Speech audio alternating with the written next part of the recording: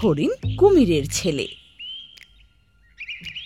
গোলু হরিণ ধীরে ধীরে জঙ্গলের মধ্যে তার মা বাবার সাথে নিজের ঘরের দিকে যাচ্ছিল। তাড়াতাড়ি চল না গোলু, আমি ক্লান্ত হয়ে গেছি, আমি আর জোরে হাঁটতে পারছি না। তোকে তাড়াতাড়ি হাঁটতে হবে রে, এই এলাকা কালো শেয়ালের, ও যদি একবার দেখতে পায় তাহলে আমাদের সবাইকে মেরে ফেলবে। তোর মা ঠিক বলছে রে গোলু, এই জঙ্গলে কালো নেকড়েই আছে যে সিংহ কেউ ভয় পায় না, বুঝলি? আর ওর কোনো নিয়মটা মানেও না। হ্যাঁ, গোলুর বাবা এটা বলেছিলই, ঠিক তখনই একটা ঝাড়ের ভেতর থেকে জোরে বেরিয়ে আসে কালো শেয়াল আর ওদের দিকে তাকিয়ে হুঙ্কার করতে লাগে, আমাদের এখান থেকে যেতে দাও কালো শেয়াল। দুদিন ধরে ক্ষুধার্ত, আমার সামনে দুটো সুস্বাদু হরিণ আর একটা কচি হরিণের বাচ্চা দাঁড়িয়ে আছে। কি ভেবেছো ছেড়ে দেব তোমাদের? এরকম করো না কালো নেকড়ে, জঙ্গলের রাজা সিংহ কিন্তু তোমায় ছাড়বে না। ও তো নিজেই আমাকে ভয় পেয়ে ল্যাজ গুটিয়ে দৌড় দেয়। এটা বলে কালো শিয়াল গোলু হরিণকে খেয়ে নেওয়ার চোখে দেখতে লাগে। গোলুর বাবা বুঝতে পারে যে কালো শিয়াল সবার আগে তার ছেলে গোলুকেই খাবে। গোলুর বাবা কালো শিয়ালের উপর হামলা করতে করতে বলে, এখান থেকে পালিয়ে যা রে গোলু। আর দেখতে দেখতে কালো শিয়াল গোলুর বাবাকে ছিঁড়ে রেখে দেয়। এটা দেখে গোলু আর গোলুর মা খুব ভয় পেয়ে যায় আর নিজের প্রাণ বাঁচিয়ে এদিক ওদিক পালাতে লাগে। কালো শিয়াল গোলুর বাবাকে খেয়ে নিজের মুখে জিভ ঘোরাতে ঘোরাতে বলে, পালিয়ে গেল দুজন, কিন্তু আমার তো ইচ্ছে হচ্ছে ওই কচি মালটাকে খাবার। যতক্ষণ না আমি ওই কচি মালটাকে ধরে মেরে খাবো, আমার মনটা কিন্তু শান্ত হবে না। এদিকে গোলু হরিণ অন্ধের মতো অজানা রাস্তাতে দৌড়ে যাচ্ছিল। হাঁপিয়ে গিয়ে একটা পুকুর পাড়ে দাঁড়িয়ে ও জোরে জোরে হাঁপাতে লাগে। তখনই ওর কানে একটা আওয়াজ আসে, এমনিতেও অনেক ক্ষুধার্ত ছিলাম আর শিকারের খোঁজে বসছিলাম আমি, তারপরে কচি হরিণের বাচ্চা পেয়েছি।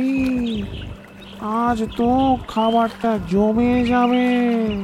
গোলু দেখে যে একটা বিশাল বড় সবুজ রঙের কুমির ওকে খেয়ে নেওয়ার চোখে ওর দিকে দেখছে। ও কাঁদতে কাঁদতে তখন কুমিরকে বলে, আমায় ছেড়ে দাও, আমায় যেতে দাও, আমাকে খেয়ে বা তুমি কি পাবে? কিছুক্ষণ আগে কালো নেকড়ে আমার চোখের সামনে আমার বাবাকে কি বাজেভাবে মারলো। তাহলে তো আমায় তোকে খেয়ে নিতেই হবে। তুই হয়তো জানিস না, কালো নেকড়ে হরিণের কচি বাচ্চা খেতে কত পছন্দ করে। এর আগে ও তোকে খেয়ে নিক, আমি তোকে খেয়ে নেব। এটা বলে কুমির গোলুর ওপর হামলা করতেই যাবে। তখনই হঠাৎ পুকুরের ভেতর থেকে একটা নীল রঙের কুমির সেই সবুজ রঙের কুমিরের সামনে এসে উপস্থিত হয়। ছেড়ে দে একে, তুই শুনলি না ও কি বললো? নীল কুমির, আমার চোখের সামনে থেকে সরে যা। তুই কুমিরদের জাতির একটা কলঙ্ক, বুঝলি? তুই না নিজে খাস আর না আমাদেরকে খেতে দিস। আমি তোকে এই কচি বাচ্চাটাকে খেতে দেবই না। আমি ওর সব কথা শুনেছি, ও অনেক বিপদে আছে, বুঝলি? ব্যাস, তোর অনেক হয়েছে নীল কুমির। জবের থেকে তুই এই পুকুরে এসছিস, সবার পুরো জীবনটা বাজে করে দিয়েছিস। তোর এত সততা দেখে আমার মাথা খারাপ হয়ে গেছে। ব্যাস, তোকে আর ছাড়ছি না। এবার তো আমি তোকে মেরেই ছাড়বো। এটা বলে সেই সবুজ কুমির নীল রঙের কুমির ওপর হামলা করে দেয়। দুজনের মধ্যে খুব লড়াই হয় আর কিছুক্ষণের মধ্যেই সেই নীল রঙের কুমির সবুজ রঙের কুমিরকে মেরে ফেলে দেয়। তুমি চিন্তা করো না, তোমার এখানে আর কোনো বিপদ নেই, তুমি এখানে সুরক্ষিত। আমি তো মা বাবার কাছ থেকে শুনেছিলাম যে কুমিররা মাংসাশী হয় বলে, আর ওরা কাউকে ছাড়ে না, যাকে পায় তাকেই খেয়ে নেয়। তুমি সঠিক বলেছ, কিন্তু আমি আলাদা প্রজাতির কুমির।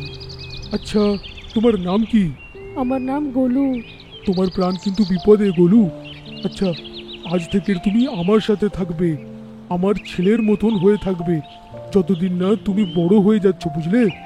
কালো নেকড়ে কি এখনো অবধি আমাকে খুঁজে যাচ্ছে? হ্যাঁ, ও ওর তো হরিণের মাংস খুব ভালো লাগে। একদিন খোঁজ করতে করতে এইখানে তো নিশ্চয়ই আসবে। সেদিন থেকে নীলকুমির সেই গোলু হরিণের সাথে ওর ছায়া হয়ে ঘুরতে লাগে। ও কোনো বিপজ্জনক পশুকে গোলু হরিণের আশেপাশেও আসতে দিত না। ওদিকে গোলুর মা জঙ্গলের রাজা সিংহের কাছে পৌঁছায়। মহারাজ, জঙ্গলে থাকা কালু শিয়াল আমার চোখের সামনে আমার স্বামীকে ছিঁড়ে ছিঁড়ে খেয়ে ফেললো।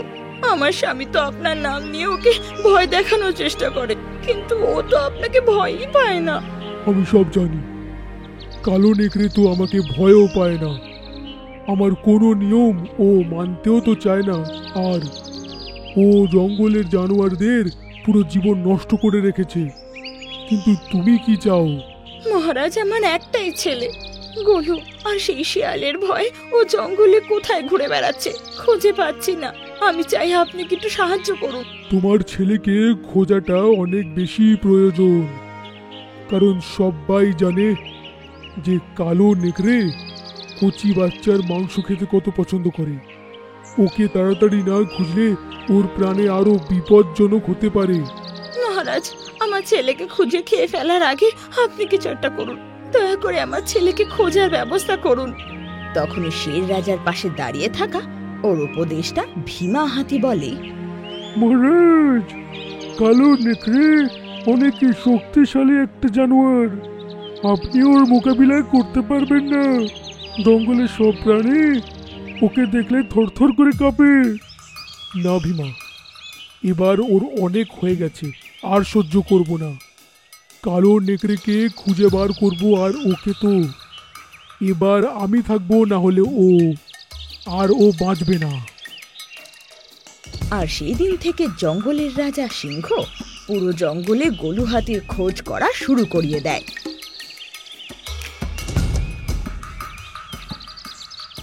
এভাবেই কয়েক মাস কেটে যায়। গোলু হরিণ এবার নীলকুমিরকে নিজের বাবার মতনই ভালোবাসতে লাগে। একদিন নীলকুমির আর গোলু হরিণ পরস্পরের সাথে কথা বলছিল। তখনই ঝোপঝাড় থেকে বেরিয়ে আসে সেই কালু শিয়াল গোলু হরিণের দিকে এগিয়ে যায়। তোকে খুঁজতে খুঁজতে 1 মাস বার করেছি আমি, আজ গিয়ে তোকে খোঁজা বন্ধ হলো। তোকে খেয়ে পেটটা শান্ত করব। এখান থেকে চলে যা কালো নেকড়ে, না হলে বিনামূল্যে মারা যাবি। আমি একে নিজের ছেলে পাঠিয়েছি, একে আমি রক্ষা করবই নিজের শেষ প্রাণ অবধি। প্রথমবার দেখছি একটা কুমিরের ছেলে সুস্বাদু হরিণ। প্রথমে আমি ওকে মারবো, তারপর তোকে মেরে তারপর খাবো। এটা বলে কালু শিয়াল গোলু হরিণের ওপর লাফ দেয়। তখনই নীলকুমির খুব ছটপট করে কালু শিয়ালের গলা কামড়ে ধরে। কিছুক্ষণের মধ্যে দুজনের মধ্যে খুব যুদ্ধ হয়। নীলকুমির কালু শিয়ালকে পটকে পটকে মেরে ফেলে। আর ওদিকে গোলু হরিণকে খুঁজতে খুঁজতে জঙ্গলের রাজা সিংহ আর গোলুর মা সেখানে পৌঁছে যায়, আর কালু শিয়ালকে দেখে খুশি হয়। তুমি আজ যা কাজ করেছো নীলকুমির, সে কাজটা আমিও করতে পারিনি। সত্যি কথা, জঙ্গলের রাজা হওয়ার সব ক্ষমতা তোমার কাছে আছে। না মহারাজ, আপনি জঙ্গলের সিংহ, আর সিংহই জঙ্গলের রাজা হয়। আচ্ছা তুমি কে বলো তো? এর আগে তো কোনোদিনও তোমায় দেখিনি। আর কুমিররা হরিণের বাচ্চাকে রক্ষা করছে। ওরা তো হরিণের বাচ্চা খেতে খুব পছন্দ করে। সিংহ এটা বলেছিলই, তখনই রং বেরঙের আলো সেই নীলকুমিরের ওপর ছড়াতে লাগে, আর চোখের নিমেষে সে একটা সুন্দর পুরুষে পরিবর্তন হয়। কে তুমি? আমি একটা শিকারী ছিলাম। অনেক বছর আগে শিকার করে করে নিজের জীবনযাপন করতাম। আর একদিন একটা সাধু আমায় অনেক খারাপ নীল কুমির হওয়ার অভিশাপ দিয়ে দিল।